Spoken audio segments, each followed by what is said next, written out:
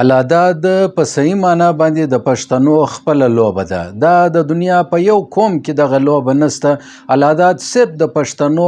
اصلي معنا په صحیح معنا چې د پښتنو یو دوې درې لوبې دي، په هغه کې العداد هم شامل دی. د العداد د لوبې متعلق ما پر سوشل میډیا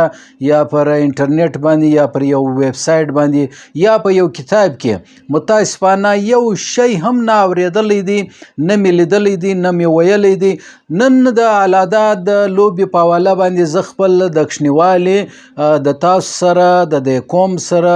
خپل یادونه تازه کوم. ولې د العداد داسې یو لوبه ده چې اوس ډیره کم دغه لوبه کیږي په ځوانانو کې. دا نوې میډیا، دا نوې دوستان، دا نوې خلک چې په میډیا اخته سوي دي، یا نوې کهول چې نوې نسل دا وخت را ځوانیږي، هغه د العداد د لوبې په حواله باندې یو معلومات هم نه لري. نو نن زه خپل یادونه سره تازه کوم، تاسو دغه ویډیو ضرور وګورئ. بسم الله الرحمن الرحیم. السلام علیکم. زه یم نقیب الله کلزی. هر چیرې چې یاست دوستانو، شاد آباد او بریالي اوسئ. په دا هیله چې تاسو به جوړ او خوشحاله یاست. زه په ویډیو پیل کوم. نن د پښتنو د لوبې چې کوم ما یو لړۍ یو سیریز شروع کړی دی پر یوټیوب باندې، نن زه پر العداد باندې غږیږم چې العداد د پښتنو لوبه ده. دا څنګه لوبه ده، څوک یې کوي، په کم وخت کې کیږي، څه طرح کیږي، او په دې متعلق زه خپله یادونه د کوچنیوالي د تاسو سره دا وخت در سره شیر کوم. انشاءالله تعالی تاسو به ضرور حتما استفاده جن وکړئ. خو د هغه څه مخکې دا زما یوټیوب چینل چې دی دا سبسکرایب کړئ او د ګانټۍ بټن چې دباو کړئ. بیا هر ماښام مازدیګر چې زما ویډیو اپلوډ کیږي اول د واره تاسو ته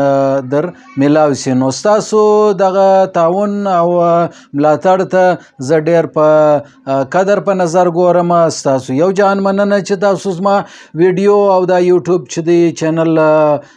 خوښ کړی دی. دوستانو، العداد د پښتنو یو لوبه ده. څوک غازي العداد ورته وایي، څوک بیا العداد ورته وایي. دا ډیر خلک د نوي نسل چې کوم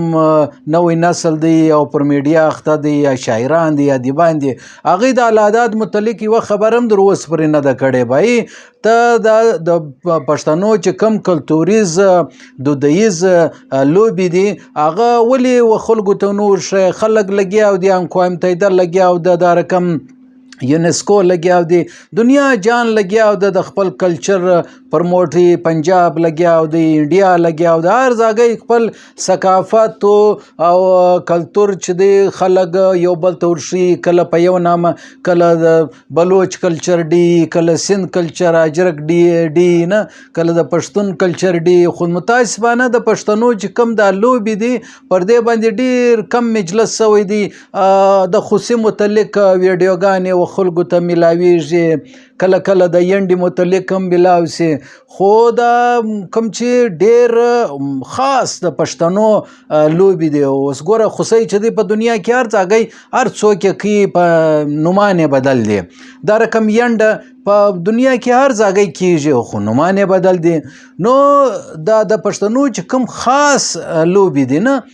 د هغه متعلق ډېر کم معلومات شته. والله عالم د شاعران په دغه باندې اخته دي، ادیبان په د شونډو، په زلفانو، په ښایستو، په محبت په شیانو اخته دي. لیکن دا کم زموږ ثقافت دی، کلتور دی او تاریخ دی، په دا حواله باندې د دوی سره هېڅ معلومات نشته. ما څه کتابونه مو وکتلو د العداد متعلق، یوه جمله کې لیکلې ده چې العداد د پښتنو یوه لوبه ده. بای العداد څه طرح کیږي، څنګه لوبه ده، د دې متعلق هېڅ معلومات نشته. د ډیرو خلکو، د پنجابیانو، د نورو قومو غمالو، د انګریزانو د دوی چې کومې لوبې دي د هغه متعلق ټول تفصیلات شته چې باید دا څنګه کیږي نه کیږي. خو د پښتنو متاسفانه لوبې چې دي هغه ختم کیږي. نو دغه طرح چې موږ کلتور او ثقافت ختم کوو، نو نوی نسل بیا بالکل سره ګرد عمر دی به سوشل میډیا به او یو د زموږ زړه معلومات او زموږ یادونه دا به ټول جنویري. خو ما دا سلسله اوس شروع کړې ده، انشاءالله تعالی چې ژوندی یم، که خدای کول الله پاک دې ته هم ښه ژوند درکړي، خوشحالي ماته دې هم راکړي. خو دا یو سلسله به موږ جاري ساتو. زه به خپل معلومات او خپل خپل یادونه د تاسو سره شیر کوم. نور نو بیا ستاسو کار دی، یقینا خوش کړی به مې. او بیا ګوره په کومه زمانه کې څوک دا ویډیوګانې ګوري او موږ به یو یا به نه یو، خو معلومات به خلکو ته میلاویږي. دوستانو موږ چې کله کوچني ولو د باران موسم به و، د العادات به موږ یو لوبه کوله د پښتنو لکه څوک چې دا کرکټ و، هاکي و، فوټبال و، باکسینګ و، باډي بلډینګ کوي، دا رقم د پښتنو موږ سره به هغه معلومات به نه وو، موږ سره به هغه سهولیات به نه وو، هغه پیسې به نه وې، در په درې به و، خاک سرې په سرې به وله، بلکل یو پسمانده ژوند به ولو نه، تعلیم نه و، سکول نه و. نو موږ به په داسې صورتحال کې چې د سکوله به رالو، د ماپښینه بعد به مې کله باران چې به وسلو، د العادات چې وو دوستانو، العادات داسې یو لوبه ده چې کله موسم بدلیږي، منی شروع کیږي او یخ ته یو څو شپې یا میاشتې پاته یي، نو په دا دوران کې که اول باران وسي نه چې هغه ډېر یخ هم نه دی، برابر موسم وي نه، اوس لا څو ورځې بعد به 10 15 20 ورځې بعد به ژمی شروع کیږي. نو د هغه څه مخکې دغه اولنی چې کوم 1-2 بارانونه چې وسي، په دا کې به د ځوانانو موږ به کوچنیان به ولو، موږ به یو لوبه کوله، هغه ته به یې ویلې العادات. اوس العادات چې دی دا نوم د کوم ځای کې څخه راغلی، څوک وایي دا غازي العادات ولو، د پښتنو یو پخوانی یو غازي تیر سوی ولو، څوک وایي یا بس دا د الله د طرفه، د خدای د طرفه چې دی هغه یو داد دی، یو عنایت دی، یو انعام دی. موږ به دا مجلس کوي چې هغه د باران وسو، د خدای د طرفه العادات وسول نه، الله پاک موږ ته دغه داد راکړي، دغه موږ مستحق کړو. نو داسې مجلسونه کیږي، خو په کتابو کې ما د مشرانو سره مجلسونه وکړو، یو بل ته مې ټلیفونونه هم سره وکړو، هغه مشران خلک نو په خبر، سړی چې دی نه په خبر، نو نوی نسل به بیا څه په خبر. نو راسه دا ویډیو می جوړه کړله چې بای دا نوی نسل زه په خبر کړم. نو العادات چې کله به باران، اولنی باران به وسلو، یا بیا به د بعد کې بیا چې نوروز به راتلی نه، ژمی به تیر سوی ولو، بیا به د موسم برابر ولو نوی کال کې په هغه شپو کې هم کولې. لیکن د العادات د لوبې لپاره شرط دا دی چې باران به کیږي، باران به شروع وي، په هغه وخت کې دغه لوبه کیږي. دویم شرط دا دی چې د کلي، د علاقې، د محلې، د شهر، یو واډ، یو کلی، کوڅې، په دا کې به موږ منډې سره ولې، 10 هلکان به یو خواته وو، 10 هلکان به بلې خواته وو، بس دا ټاس و دا پچه به مې سره واچوله، دا لاس چې به در چې هغه وختله، هغه چې دی هغه به ولاړولو، پر خپل مقام ولاړو، دا نورو به بیا منډې ولې نه، هغه به څه ته راولو، لکه اوس مثلا دا په کور کې چې پټ پټانې کیږي، نو دا خو نجونې کوي نه، په محدود ځای کې په کور کې دننه په یو نږدې ځای کې نه، په هغه دروازه کې پټ څه، دغه پلنګ لاندې پټ څه، په هغه کمره کې پټ څه، په هغه خونه کې پټ څه، دا آیا غسلخانه کې پټ څه، په هغه ګدام کې پټ څه نه، دا به د نږدې ولو. نو انجونې به کول، اوس خو پټ پټانې هلکان هم کوي، خو خیر. نو هلکانو چې کوم لوبه کوله هغه ته به العادات ویلې، او باران به شرط ولو چې باران به شروع سلو، نو هلکان به د باندې ووتلو، او په دا یو ټیم به په هغه کې به هم 10 یا 8 هلکان ولو، په بل کې به هم 10 یا 8 هلکان ولو، جفت جفت وو نه، تاک به نه وو، والله علم چې د دې بیا کم شرط دی. نو دا چا چې به وګټله هغه به پر کم ځای ولاړو، مثلا د محلې دغه ځای به مې وټاکئ، دا ماجت به مې وټاکئ، یا دا د پلانکي کور چې په محله کې مشهور ول، یا داسې یو درخت په محله کې یا په کلي کې، یا یو کمبه، یا دا رقم یو چبوتره، یو داسې یا یو چوک، یا یو د ګلۍ یو کونج، یو شی به مې، یا یو ډبره، یو شی به مې نشاني کوي چې باید د دې ځای سره لوبه شروع سوله. اوس موږ دلته ولاړ یو، ورستی پټ سئ در پلانکي ځای پورې، دا یو ځای به مطمئنه کوي چې مثلا در پلانکي ماجته پورې، در پلانکي روډه پورې، در پلانکي کوڅې پورې، یا د پلانکي د کور پورې نه، داسې یو ځای به متعینه کوي، هدف مطمئنه کوي چې باید در دې ځای پورې به تی ځئ، منډې به وي، پټېږي به، موږ پسې تر ځو، لاس دروړو، برته مې راوړو، دغه مقام ته مې راوړو چې ګرده به مې مکمله کړل، ګرده به مې ونیول، بیا به موږ وګټله، چې ومې ونیول نه، د ګرده مې ونیول، بیا به موږ تلو، موږ به تلو، دا کم ځاګي چې چا متعینه کړي هغه و بیا منډې ولې نو دا رقم یو بل ته به موارې سره کول چې در څو پرې موږ ستړي سوي نه یو په دای صورتیال کې دا نو نه دی چې وروره ته بازی په دا محله کې یا کوڅه یا په دا علاقه کې شروع ده ته بیا د ښاره وتلی وروره یا د کلي وتلی په بل محله په بل ځاګي کې ګرځئ یا داسې نه دی د خاص ځای لکه اوس دا د پشین بازار چې کوم لوکل ځایي خلک دی مثلا موږ دلته به دا زموږ د پلار په نامه چې کوم محله د حاجي ملک محمدین ترین محله نه پخوا بابو محله ورته ویل کېدله دا د ښار ګوا مرکز ولو نه پخوا زمانه کې نو دا د اوس ښار غټ سلو نو د دې ځاګي څه به چې بازۍ شروع بیا په دغه محله یا زیاده سے زیاده لرې لرې یو بلې محلې ته به ولاړو یو بل واټ ته به ولاړو او دا به نو نسي کېدی چې د ښار کې بازۍ شروع دي ته په کلي مچانو کې لرې ګرځې یا په کلي لمړانو کې ګرځې یا په کلي اچپیزو کلي کې ګرځې نه یا دا رقم دا نسي کېدی مخصوص ځای به ټاکل سوی په هغه کې به منډې سر راوي او دا هم ضروري نه ده چې خامخا به تی پټېدلاست بلکې یو په بل پسې به منډې ولې په دا بارانه کې به لګیا او کالي به مې خښته سول وروره ګوټونه به مې خراب سو په اوبو به ولې کیچړ به ول منډې ترنډې به ولې او داسې دوی به پراپسې وو دا یو ټیم دا بل پراپسې وو موږ به منډې جنولې نه نو دا رقم نو دا یوه خبره تاسې وکړم چا چې به ټاس وګټئ اول د واره به هغه تلو هغه به تلو شاوخوا به پټېدلو یا منډې به ولې او چا چې به ټاس بیلوي نو هغه به بیا منډې پسې ولې او که بیا د هلکان ونیول بیا نو د دا بل ټیم چې دی هغه واری راځي نه لکه په کرکټ کې دا رقم واری چې یو بل ته سر ورکوي ټاس وګټي نه پچه واچي نه دا ټاس نو دا یو داسې کیل دی د دې مطلب دا دی چې تلاش یو د بل تلاش جستجو پورتی طاقت ذهني آزمایش بدني آزمایش ورزش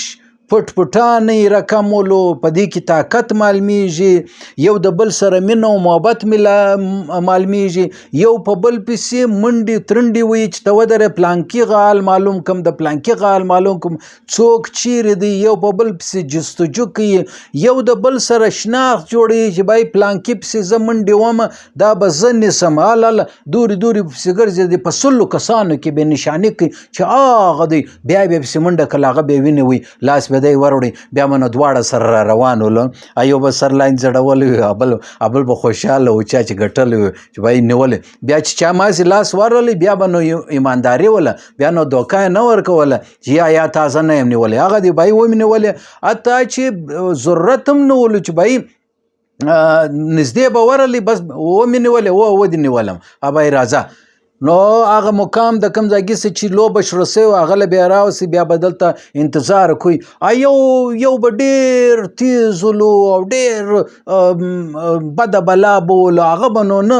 ګرفتاره کېدی نه نیول کېدی او به دوی به دا نور ګرد انتظار ته کوي چې بای پلانکی پسې تللی دی ودرې اوس به راسي په دا کې به 10-20 منټه تېر سوي ول په آخري کې به یو ځاګی نیولی وي بیا به ګردو خندل ول هغه دی آخري مې ونیوی نه نو په دا کې چیش دی د دې څه سبق موږ ته میلاویږي په دې کې دا سبق میلاویږي چې یو د بل سره مې مینه او محبت کوئ شناخت مې کوئ یو د بل تلاش مې کوئ څوک چې به ورک سلو یا به نه ښکاره کېدی موږ به پسې تلو نن سبا خو څوک د چا حال نه معلوموي چې بای پسې ورسې معلومه کې جوړ دی ناجوړه دی چیرې دی چیرې نه دی نه چیش کوي نه کوي چیرې تللی دی د سار راستې چیرې دی دا لوبه چې موږ کوله موږ به یو د بل حال معلوموي چې بای پلانکی چیرې ولاړی چیرې پټ سلو درځئ پسې ولاړ سو پسې ګرځو به عموما دا ترا به کېدی چې یو کس به یو هلک یو ځوان به یو نشان کړی وي هغه به بیا پسې تلي دا نو چې په یو پسې به 3 منډې ولې یا په ګرلۍ کې بای ته ولاړ سه پلانکی پیدا کړه ته ولاړ سه پلانکی پیدا کړه بس بیا به هغه د هغه هدف ولو کې نور پیدا کړلو دا هم ښه خبره ده بعضې به دا ته هم وسلو چې یو هلک به 2-3 به یې نیولي وو را بیا وستلو جمع به یې کړل دلته بیا راوستل نو العادات په باران کې کېږي دا د جستجو د طاقت د شناخت د یو د بل سره مینه محبت یو په بل پسې حال مال موانګ یو بل پسې ورتلنګ هغه برته را نیول برته هغه مقام له راوستم. نن سبا خو خلک د څو چا څه د پلار څه وتښتېږي په کراچي کې ژوند کوي پلار نه پسې ځي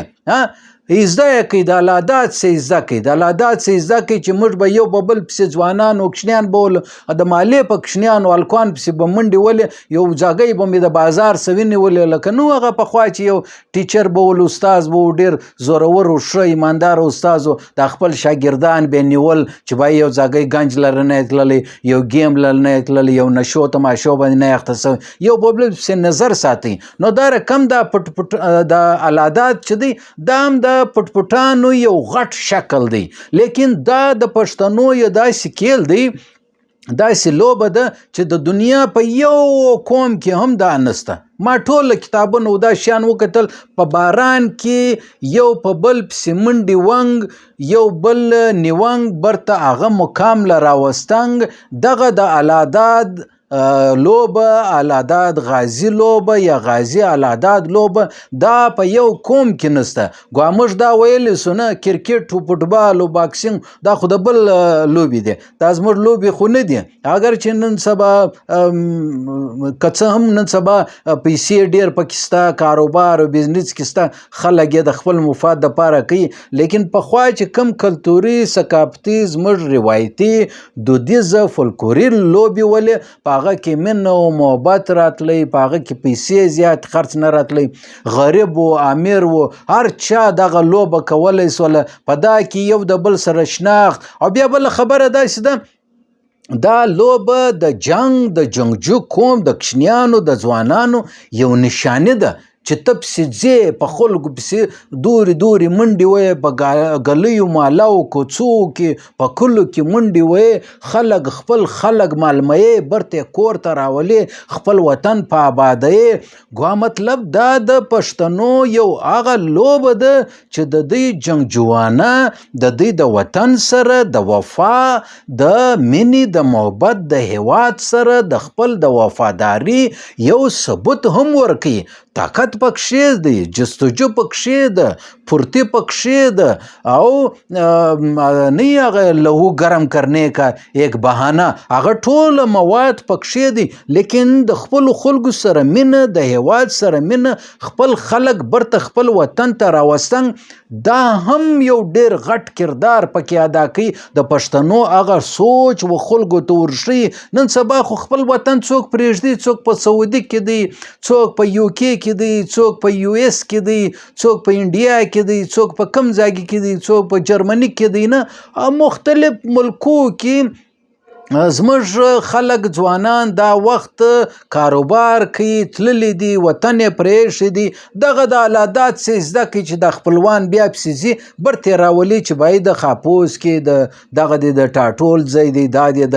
د مرګ د درد ځای دی دا ستا د زیږېدنې ځای دی ستا د مرګ آخري پړاو جنازه فاتحه د لیکېږي د بل په وطن کې څه کوي چې ورور هلته مرې خو د لې به راځې. نو دغه د پښتنو د یو سوچ د یو فکر یو زبردست عکاسي کوي چې څنګه په خپلو خلکو پسې منډې ویې برته هغه مقام له راوړي برته هغه خاورې و هیواد له راولي. نو العادات یو داسې لوبه ده چې هغه د وطن سره د مینې یو ثبوت ورکوي. بیا موږ چې دا په باران کې به دا بازۍ کولې ورور د کالۍ به مې خیال نه ساتئ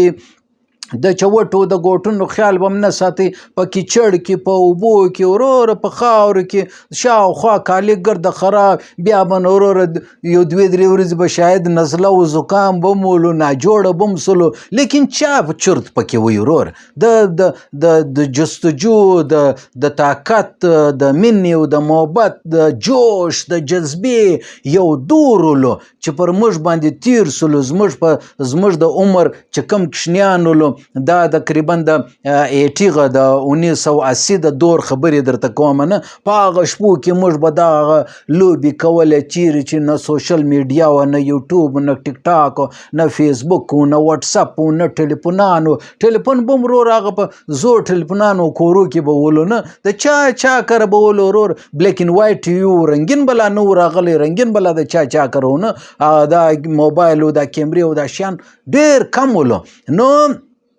په هغه دور کې به موږ په دا ګلۍ کوڅو کې ګرځېدلو او دا موږ یو فخر محسوسوي. الله دا چې موږ کوئ، موږ به دا ویل دا وطن، دا ګل ګلزار، دا ګلۍ کوڅې، دا ماله، دا شار، دا کلی، دا زموږ دی، دا مځکه زموږ ده. دا باران چې وریږي او دا باران د خاور سي چې کم، دا د خاورو ښایسته زبردسته خوشبو د خاورې د خاورې څخه کم خوشبو موږ له راتله، موږ به وروره د دنیا جان پرفیوم مې ولګوئ، د دنیا جان عطرونه باډي سپری مې ولګوله. هغه خوشبو در اوسه پورې زموږ په دماغو کې او په ساه کې محفوظه ده. موږ به په دا ګلۍ کوڅه مالو کې ګرځېدو را ګرځېدلو، منډې به مو ولې او فخر به مې محسوئ، ویاړ به مې کوئ چې دا ګلۍ کوڅې زموږ دي. هېڅوک که دلته موږ لره راسي، موږ به مقابله به کوو، راج به ولو زموږ، لکه څنګه چې شیر په خپل علاقه کې د جنګل بادشاه دی، په خپل علاقه کې به بادشاهي کوله. موږ به هم په ګلۍ کوڅې په کلو کې منډې ولې، بازۍ به مو کولې، باران به د خدای د طرفه د باران العداد به ولو، دا باران به را شروع ولو، میټه سوکه باران به را شروع. موږ به خوند پر اخیستی او موږ به ویل دا وطن زموږ دی، دا ګل ګلزار زموږ دی. هر څوک چې دلته راسي، که انګریز دی، که فرنګی دی، که روسی دی، که شوروی دی، که هر څوک دی، که د تورو ګوټ والا دی، که د اوږدو ګوټ والا دی، دا وطن زموږ دی. موږ به سر قربانوو، خو په دا وطن ته به هېڅ نقصان چې هر څوک ورسوي د هغه د مخه به دیوال جوړیږي. نو موږ فخر محسوئ. نن سبا خو حالات دی وروره په کلیو کوڅو کې ګوټو والا را روان دي وروره، خپلې بچایانې او شیان کوي. نو العداد یو داسې لوبه ده چې په باران کې ځوانان په لس به یو خواته یا به اته یو خواته، بل خواته به م اته خواته، اته به ولو یا به لس ولو. موږ به باران کې کلیو کوڅو کې به منډې ولې، خاص محدود به ولو. اول د واره به یو ټیم ولې، بیا به بل ټیم منډې سولې، نیول به مې برته به مې هلته راوستلو، خوند به یې کوئ. په دا باران کې به موږ دی منډې ولې، دا بدن به مې جوش کوئ، وینه به مې جوش کوئ، ګرمي به مې کېدله، یخ باران به پر را شروع ولو، موږ به داسې جوش ولو، وینه به مې جوش کوله. موږ به داسې د بارانو د یخ په کیسه کې لاوله کوو، ولې اول باران ولو. نو ماشاءالله عجبه وختونه دي پر تاسو هم تیر سوي. تاسو یاد کړئ په کوم علاقه کې تاسو العداد لوبه کړې ده چې د پښتنو به عیني او اصلي لوبه ده. العداد د یو داسې لوبه ده چې په دنیا کې یو ځای نه کیږي، یو ځای معلومات نسته. اول واره پر العداد باندې دا زما ویډیو ده چې ما جوړه کړې ده. زما بعد کار چا جوړه کړې ده، کور ودان باید چې په کتابو کې هم ولیکي او د دې متعلق ټول معلومات تاسو ته ورکړي. ستاسو یو جان مننه. انشاءالله سبا بیا ستاسو په چوپړ کې حاضرېږو. زما د دا لوبو یو لړۍ د یو سلسله ده، دا جاری ده. دا نور ویډیوګانې هم په دغه د لوبې په حواله باندې په دا پلی لیسټ کې وګورئ او یو بل ته شیر کړئ او کمنټ پر ورکړئ. ستاسو دغه ملتیا ته او ملګرتیا ته ملاتړ ته زه اړ یم. کور مو ودان. سبا بیا ستاسو په چوپړ کې حاضرېږو. حاضردم نقیب قضیه ته راکړئ اجازت. د الله په امان. اسلامي انقلاب زنده باد.